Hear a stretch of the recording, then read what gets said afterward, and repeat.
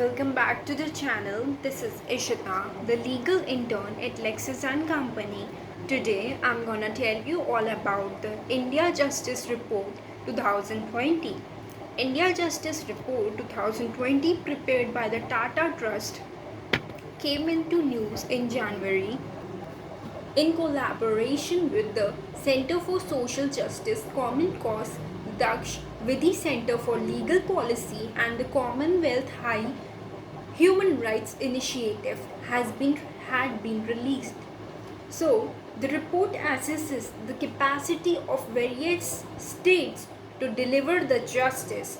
Key points about the report. The report analyzed the expenditure, vacancies, representation of women, human resources, infrastructure, workload, diversity across 18 large and medium sized states with a population of over 1 crore and 7 small states.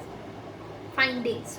Overall ranking. The overall ranking is a result of a state's ranking across the 4 pillars of justice delivery system, judiciary, police, prisons, and the legal aid. Maharashtra was ranked topmost among 18 states for the second time in a row, followed by Tamil Nadu and Telangana. UP remains the last. Amongst the smaller states, Goa remained at the top and Arunachal Pradesh at the bottom. Women ratio in police force. Bihar loads the list of 25 states for employing most women in its police force, which is 25.3%. It is the only state to have more than 20% women in the police force. However, women amount for only 6.1% in the officer category. Tamil Nadu has the highest percentage of women police officers, 24.8%, followed by Mizoram, which is 20.1%. Women ratio in judiciary.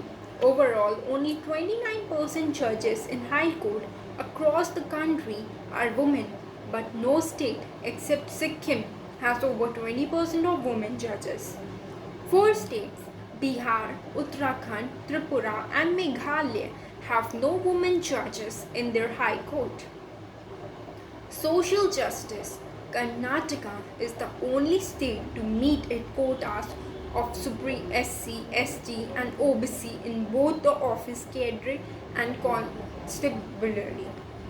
Chhattisgarh being the only other state that meets the diversity requirements for constabulary. Lack of finances. In the last 25 years, only 1.5 crore people has received the legal aid, with the center spending 1.05 per capita in 2019 and 2020. High proportion of under trials. 2/3 of all the prisons are under trials awaiting a conviction. A person who is being held in custody awaiting trial for a crime. Causes of poor justice delivery.